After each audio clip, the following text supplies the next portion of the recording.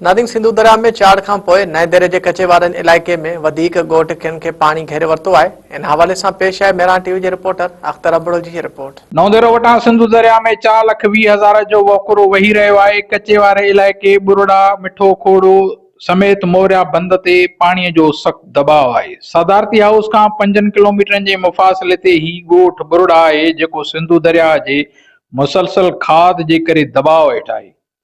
गुज़िरियल ॾींहं खां पाणीअ में वाध सबबि ॻोठ में पाणी काहे पियो आहे, तंहिं करे ॻोठाणनि जा घर तोड़े माल मताव पाणीअ जे हेठि अची विया आहे। ॿुधायो पियो वञे त कुझु अरसे में 40 खां वधीक घर आहिनि, उहे पाणीअ में खाद जे करे अची विया आहिनि, जॾहिं त हिन वक़्तु ॻोठाणनि पंहिंजा घर ॿिए हंधि मुंतक़िल कया आहिनि, जिते बि संदनि घर पाणीअ हेठि अची विया आहिनि। ॻोठाणनि नादर अली मीरानी, अली अहमद नारे जो ऐं ॿियनि जो चवणु आहे त 200 घर हिन ॻोठ में आहिनि, जंहिंमें पाणी अची वियो आहे, को सार लहण वारो कोन्हे। पंहिंजो फसल हो, तिर हुया, ज्वारियूं, उहे सभु त ॿुॾी वयूं, तबाह थी वयूं। ऐं ॻोठ जेको आहे दरिया पाए थो, उन में 50-60 घर पाए वियो आहे। कुझु हुते वेठा नचे माण्हू, उहे बि पाणी जे लपेट में। ऐं रस्तो जेको अचण वञण वारो कश्तीअ वसीले आहे, होॾे या ओचिते अची वई आहे, पर हाणे ओचिते हथ जो पाणी आहे, ज़्यान असांजा ॾाढा थी विया आहिनि। तिर ॿुॾी आहे, का शइ कोन बची। बसि हाणे अलाह ते रखियूं वेठा आहियूं। हिन महिल ताईं तव्हां ई ज़ाहिर छा हो, ॿियो को आयो ई कोन्हे। 2010 जहिड़ी हीअ पोजीशन, रोड ते ई वेठा हुआसीं, पर असांजी मालिकी हुई। जाइ कोन मिलंदी, वेहंदासीं त सही, पर जाइ न मिलंदी, कहिड़ी असांखे सहूलियत ॾींदा? का बि कोन ॾींदा। अॻे बि ॾटा ॾेई वठी विया, कुझु बि न ॾिनो, अञा दरपदर थी विया। ये माल मवेशा सॼो जेको आहे पाणी में बीठो आहे। असांजो टेंट मिलनि त असां मथे रोड ते बीहंदासीं, असांखे वेहण जी जॻह कान्हे का। हाणे जेको आहे त माल कुल्लो मरे थो पाणीअ में। गाह दाह जो को सुख न आहे, मथे रोड ते थी वेंदा तॾहिं माल दाल पंहिंजे चारींदासीं। मज़दूर मणियूं पंहिंजो कयूं था, हिन वक़्तु 12 ॾींहं सवा मज़दूर मणियूं रोकिजी आहिनि। बसि आहे खाद पी जेको माल खे डोबाए खपाए गुज़ारो कयूं था।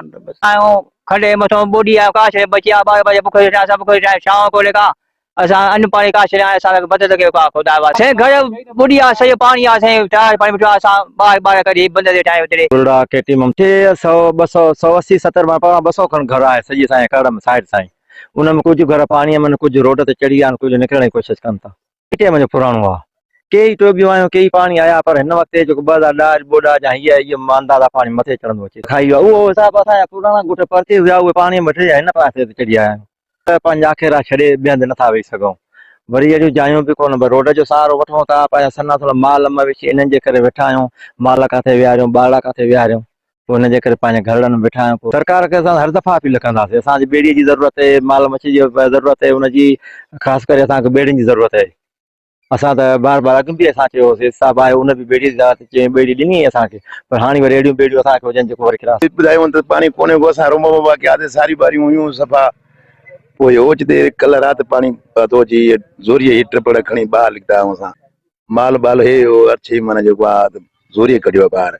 ॾिसूं पिया टीवियुनि ते, हिन ते हिकिड़ा चवनि पिया त पाणी अचे थो, हिकिड़ा चवंदा नथो कोन्हे को पाणी, खतरो टरी वियो, ईअं कयो। असां उन आसरे वेही रहियासीं। ॻोठ बुरड़ा में पीपीएशाई डिस्पेंसरी त क़ाइमु आहे, पर वॾे अरसे खां डॉक्टर मुक़ररु न कयो वियो आहे। डिस्पेंसरीअ खे हिकु डिस्पेंसर हलाए रहियो आहे। डिस्पेंसर अब्दुल्ला कुंभर जो चवणु आहे, डायरिया है, मलेरिया है, स्केबीज जा ये मरीज तकरीबन 50-60 मरीज डेली है। दवा भी अलग। जॾहिं त तिर जूअर सारियुनि जो फसल, सिरनि जा भठा, ज़ैतूननि जा बाग पाणीअ जे लपेट में अचण सबबि रहवासियुनि जो करोड़नि रुपयनि जो नुक़सान जो इम्कान आहे। होॾां ॻोठाणनि जो इहो पिणु इल्ज़ाम आहे त संदन को बि वाहर जे लाइ न पहुतो आहे, जंहिं करे ॻोठाणनि जे तकलीफ़ुनि में अञा वधीक इज़ाफ़ो थियो आहे। अख्तर अबड़ो, मेरा टीवी न्यूज़।